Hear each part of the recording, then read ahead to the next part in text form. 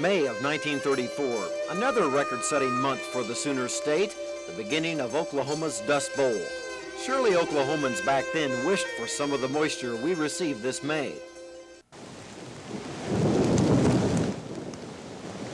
But the Dust Bowl survivors wouldn't have wanted the heartache which accompanied May's monsoons.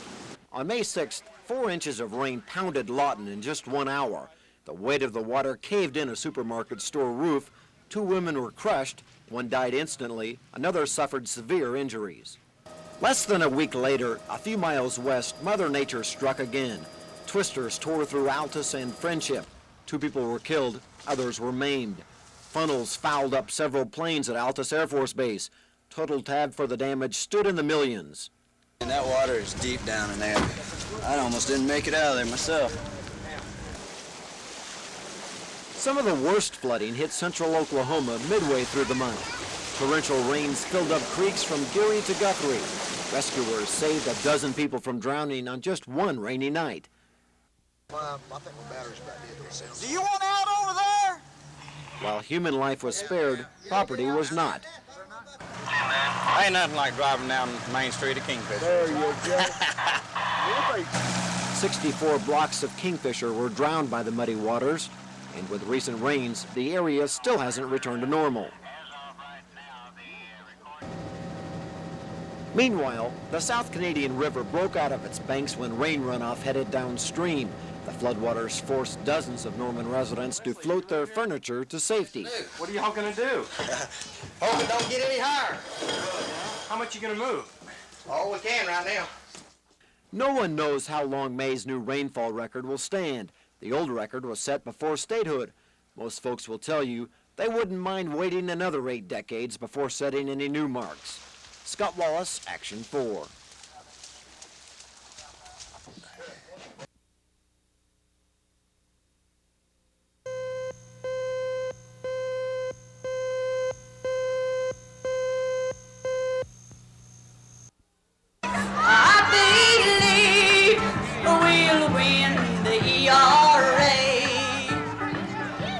This year, ERA supporters have gathered at the Capitol rallying their cause. Many times, their words fell on deaf ears.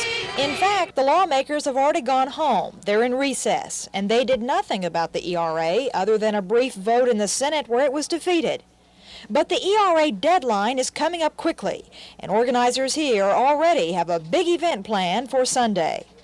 On this coming Sunday, June 6th, we are having a Capitol March and rally for the Equal Rights Amendment. This is going to be an enormous rally. People are coming from all over the country to show Oklahomans their support for the struggle that we're having in Oklahoma to ratify the Equal Rights Amendment. And we want everyone who has ever supported the Equal Rights Amendment to stand up and be counted on that day. ERA supporters are also asking Governor Nigh to call the lawmakers back from their recess to vote again. The governor has said he might do that if Oklahoma would be a key state in its passage. Well, if other states play the wait-and-see attitude, the ERA could be in big trouble. Bella Shaw, Action 4 at the state capitol.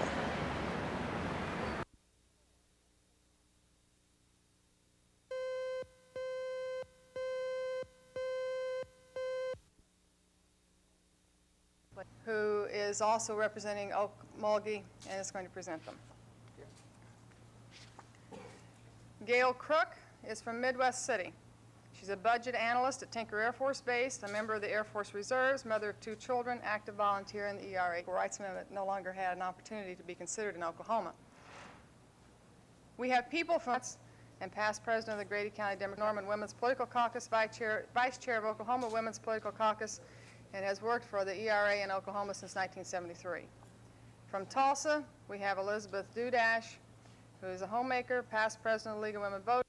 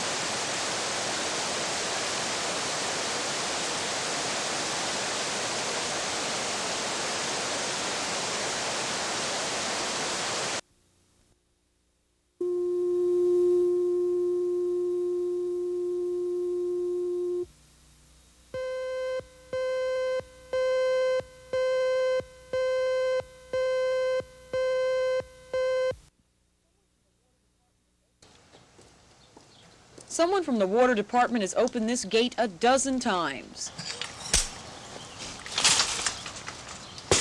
Every day for the past month. And each time, the worker has come to the backyard to check this pump. He's here and the pump's here because heavy rains have caused the normal sewage main to collapse.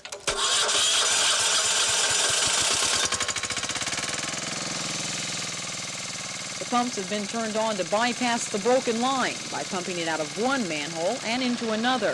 The setup's a temporary one, but one that's going to have to do until the department gets the time, money, and manpower to fix the pipe.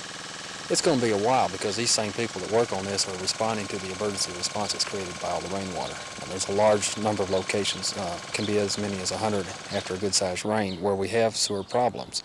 Many of those problems are self-rectifying. In other words, as the water subsides, the problem subsides. But we still need to respond to see if there is anything that we can do to help. So for now, the sewer's above ground and probably will be for some time because the National Weather Service predicts lots of rain for the month of June, which means the water department will continue to check the pumps every few hours.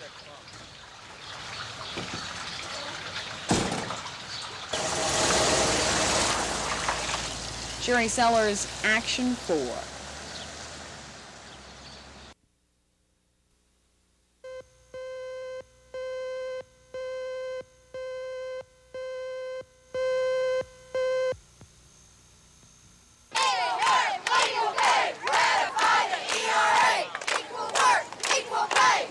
Actress Linda Lavin led thousands of ERA supporters on a march to the Capitol.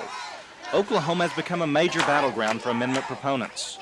They came from as far away as Seattle, Washington, to urge Oklahoma's legislature to pass the amendment. Time is running out. 3 more states must approve the amendment by June 30th for it to become a part of the United States Constitution. And what would happen next year? If unfriendly legislators got in power, they could march right back in here. The marchers assembled on the south steps of the Capitol to hear speaker after speaker urge one more big push for ERA approval in Oklahoma. One man's name was mentioned over and over again.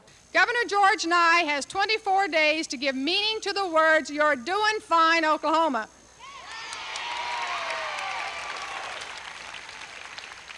He must join with the other Democratic governors, James Hunt and Robert Graham, in providing the leadership to ratify the 27th Amendment.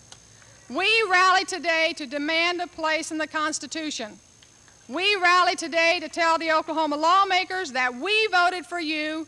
Now it's your turn to vote for us.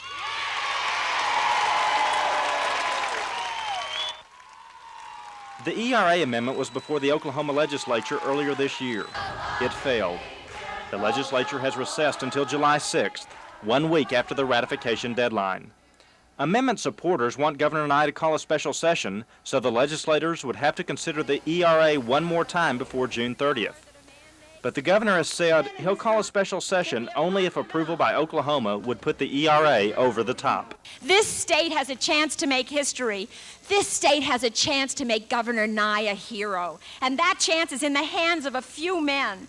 They would not say no if their rights were in jeopardy. We cannot say no. We must say yes. ERA, yes. Yes, yes, yes. The shout of ERA yes may soon become a cry of desperation.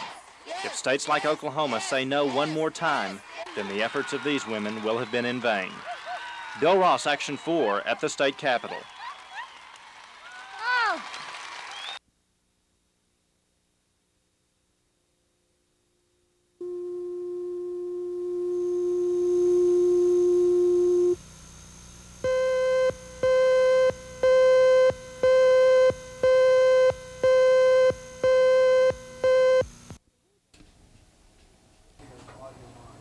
The Regents met to give approval to the money, which was appropriated by the state legislature.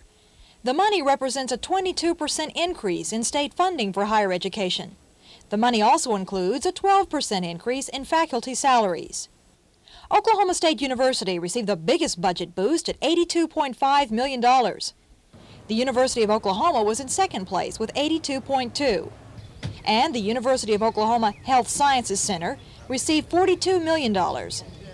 The funding should enable schools to reduce class sizes, replace worn-out equipment, and upgrade the quality of educational programs. Chancellor Joe Leone said the money would also help students who couldn't get loans because of the Reagan cutbacks. Federal government has cut back their participation from $1 million back to $1 million, right at $1 million, isn't it, Larry? And so they've cut off about 20%, but the state is moving in, and they're more than making up for that difference, and it's going to be a very strong student assistance program. I'm pleased with that. And by the time the appropriation is made in July, the Regents may very well have approved the largest budget increase percentage-wise of any school in the nation. Bella Shaw, Action 4 at the State Capitol Complex.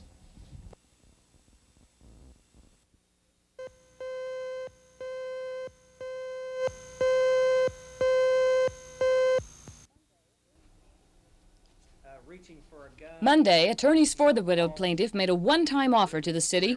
They're willing to give their attorney's fees to Oklahoma City if the case is not appealed. If the city says, you know, we want to appeal it anyway, it just shows the callous disregard they have not only for their citizenry but for their own police officers. Such a stipend to the police academy surely would be substantial to them. I don't know what their budget is, but anywhere $500,000 to me would seem like it could bring in some experts and it could save some lives and it could prevent another William Adam Tuttle from being shot in the back some night. But FOP spokesman David McBride believes the training program given at the police academy is one of the finest in the United States. He attacks Gassaway's offer as being a theatrical ploy. I think maybe the jury should have been forewarned that the attorneys in this case are going to cry on closing arguments to get their attention. I think that's unfortunate. The attorneys yesterday volunteered they're going to give their attorney fees back, so we'll tighten up our training procedures. I think it's just a continuation. It's a theatrical move that they are trying to impress the public that they were right, the police were wrong. It's not true. It's not true. The blame in this instance should have rested with the man who died. His actions caused that incident, not the actions of the officer, not the lack of training on behalf of the department or the city. 14 years ago, the City Police Academy required only 320 hours of training. Today, recruits must undergo 740 hours, far more than the state requirement, which is 300 hours. Academy administrators feel the program is thorough and of superior quality. They say budget requests are always met by the city, and the Academy is not experiencing a financial bind. To date, city officials have not announced whether they will accept the attorney's offer. It's a wait-and-see attitude as to whether they will appeal the case to a higher court. Carol Lambert, Action 4.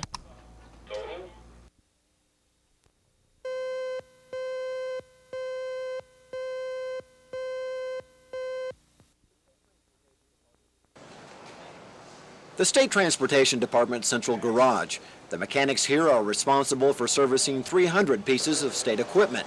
It would be impossible for the shop to stock replacement parts for all the state vehicles, so the mechanics pick up an occasional gasket or hose at a nearby auto parts store. The part is paid for with an authorization order. It's convenient. The shop can get the needed part easily and have the car or truck back on the road quickly. But a recent Attorney General opinion ruled the use of such authorization orders illegal. Without authorization orders, the Transportation Department would have to let competitive bids on each part and then wait for approval of each purchase order. State Budget Office Deputy Director Leroy Kroll has handled thousands of authorization orders in his 31 years of government service. He says the orders are necessary to keep state government rolling. To buy each box of rubber bands or each case of lettuce or whatever through competitive bid process, you'd almost put some of these institutions and agencies to a standstill. The State Board of Public Affairs has said it will consider altering its policy governing the use of authorization orders at its Thursday morning meeting. The Transportation Department and other affected agencies hope an agreement can be reached so they can continue with business as usual. Scott Wallace, Action 4 at the State Capitol Complex.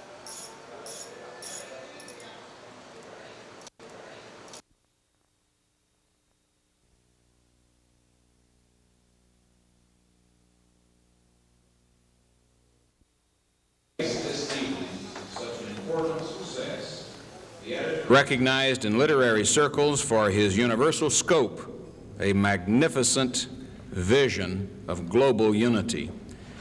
He is recognized throughout the world as a champion of freedom, not only for ideologies, but also for ideas. Senor Paz, will you please join me here at the podium?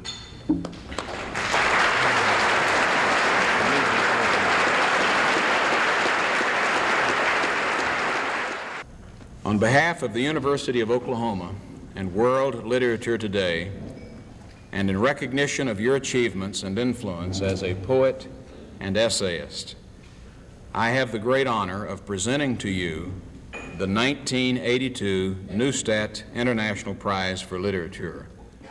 This, Senor Paz, is the hand-lettered certificate announcing you as the recipient and bearing the names of all of your predecessors who have received this distinguished international.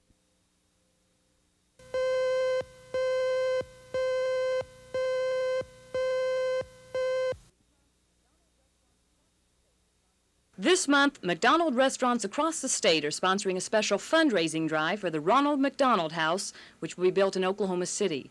For every breakfast entree that's sold, McDonald's is donating 10 cents to the charity project. The 11-bedroom house will function as a temporary home for families of children suffering from chronic diseases who receive outpatient treatment at Oklahoma Children's Memorial Hospital. Construction on the home will begin this fall at Northeast 14th and Lottie, with a completion date sometime in 1983. Although McDonald's has been active in the funding process, the facility will be operated by a nonprofit volunteer group in Oklahoma City. Bill Ripley has personally witnessed the need for such a home in this area. Chronic illness puts a tremendous strain on a family. And these families will be able to come, be close to their children while they're being treated, and yet continue to operate as a family. My wife and I have been through all this. Our child was treated at Children's Hospital for 3 years for leukemia. And during that time, we saw these families coming in from all parts of the state. A lot of them could barely afford the transportation to the hospital, let alone a motel room and all the other burdens. The estimated cost of the project is close to $500,000. McDonald's has already pledged $150,000, but individual contributions will be the cornerstone in creating the house that love built. Carol Lambert, Action 4.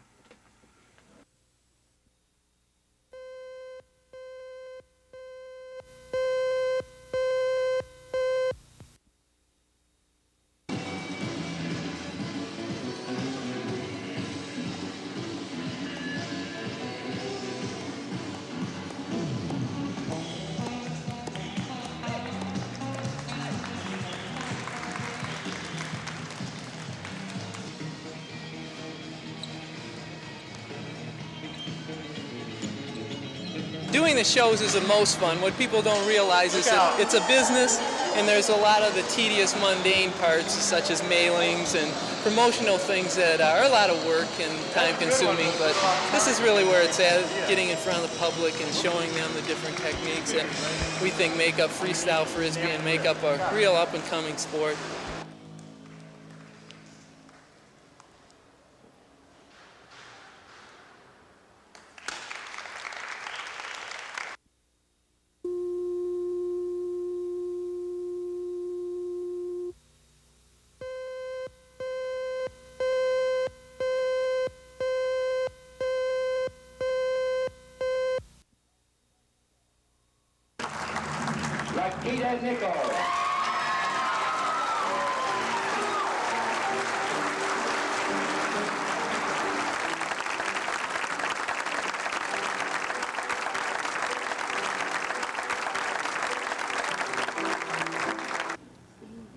Wheelchair, Oklahoma, 1982. Towards your fellow, wouldn't want to make the judges unhappy at all.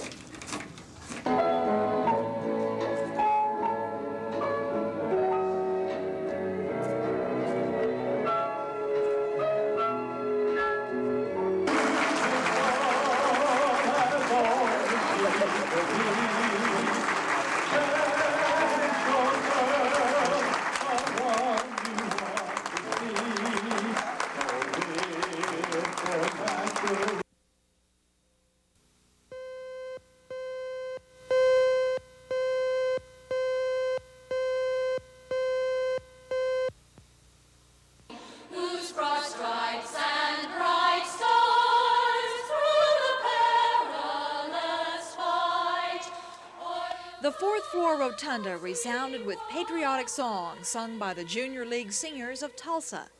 The Flag Day ceremony was organized by the Oklahoma Veterans of Foreign Wars. But it wasn't just any ceremony. The flags that were unfurled represent a rare collection of the country's 27 official flags. History tells us Betsy Ross designed and made the first Stars and Stripes in June of 1776. And that same freedom represented then is with us now. It doesn't matter whether you call it Old Glory, the Star-Spangled Banner. It is our symbol of freedom. Yesterday, it represented our ancestors. Today, it represents you. Tomorrow, it'll represent your heirs. It is the American heritage. It is our flag. Display it proudly. There's a new addition to the flag collection this year. Oklahoma's Diamond Jubilee banner has been added, and from now on every Flag Day, it too will be seen as a symbol of America's true spirit and belief in freedom. Bella Shaw, Action 4 at the state capitol.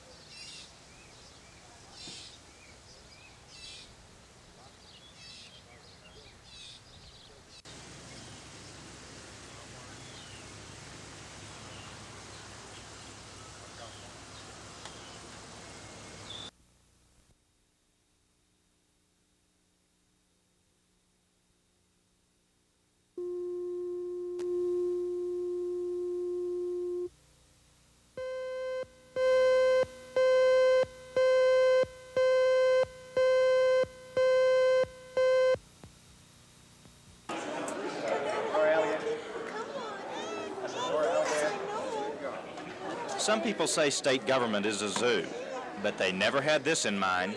Usually you'll see Democratic donkeys and Republican elephants walking the corridors of the Capitol. You're throwing a fit, Becky.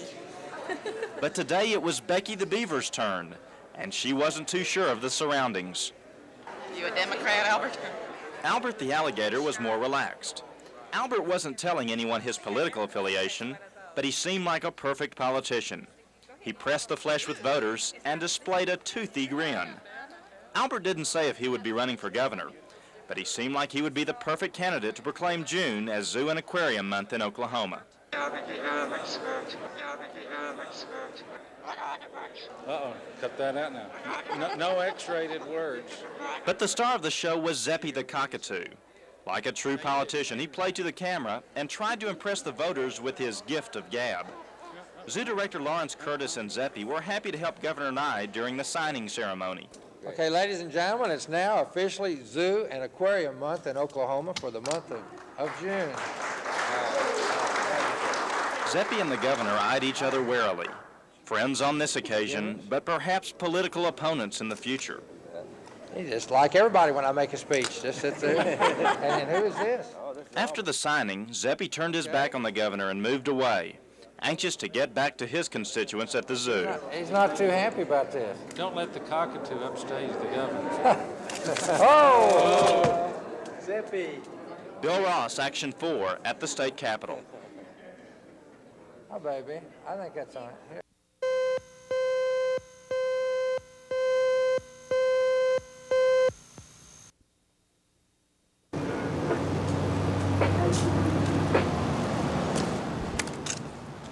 Edmond police officers like Tim Henderson have been busy lately. There have been 8 burglaries in northeast Edmond during the past few weeks, and officers have been putting in extra hours trying to catch the culprit. Police describe the suspect as a slender black male, about 6'3" or 6'4" tall with short hair. He usually enters a home through an unlocked door or open window at about 2 or 3 in the morning. The suspect then takes cash and jewelry and leaves. So far, he hasn't harmed anyone during the robberies. He's been confronted several times, but each time he chose to run away instead of hurt the occupants inside the house. Until the suspect is caught, Henderson's marked car will be joined by unmarked units to patrol this Edmond neighborhood. Henderson and the other officers think it's just a matter of time before they get their man. Bill Ross, Action 4 in Edmond.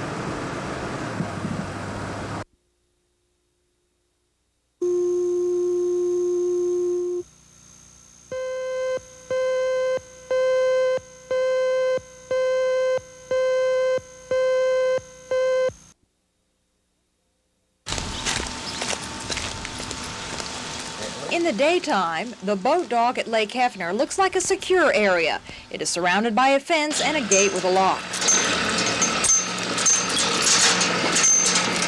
Sally and Keith Sackett pay $130 a year to keep their sailboat there. But late Sunday night, something horrible happened. Vandals broke in and disturbed the resting place for their boat. They took stereos, binoculars, tools, and blankets, all by breaking a latch and busting in. Some of the material was recovered, but what the boat owners want to know is, how can vandals do that sort of thing without anyone hearing or seeing them? Keith and Sally say most of the lights around the pier don't even work, and they feel the lake rangers are not adequately patrolling the area. Every summer, once a year, an annual event for vandals and thieves, apparently. They have a list of other boat owners who feel the same way. They're getting very frustrated. Very mad. Very mad, as a matter of fact, much like my wife and myself. This is not the first time this has happened. It's not a unique situation out here at these docks. There are people that have been out here that we visited with last night that have been out here 4 and 5 years, and they've been hit almost every year. It's never been as widespread as this. I look at this as a slap in the face to, whoever is responsible for this area. From the dock, one can see the ranger station a short distance away. The rangers admit they are responsible to watch the dock area, but say they don't have enough people to cover it all the time. The ranger had other calls to make, I know, from inspecting his activity sheet, and he was gone from this area for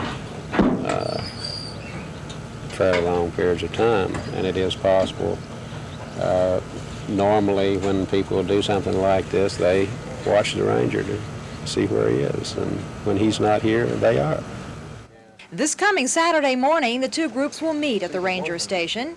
The boat owners are thinking about hiring their own security people to keep an eye on a situation that they say has gotten completely out of hand. Bella Shaw, Action 4 at Lake Hefner.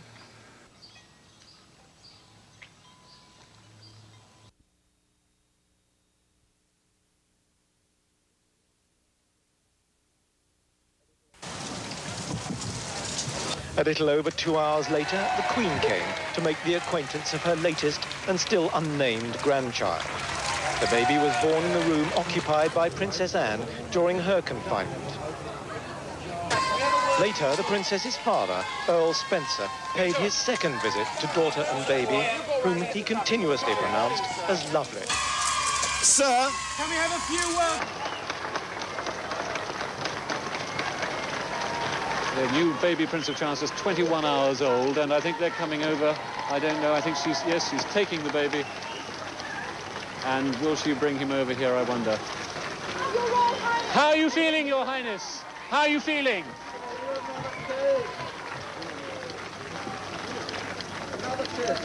Right.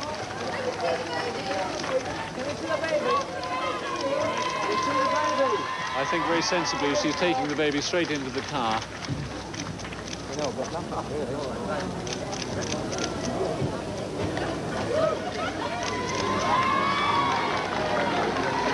And a quick cuddle in the back seat.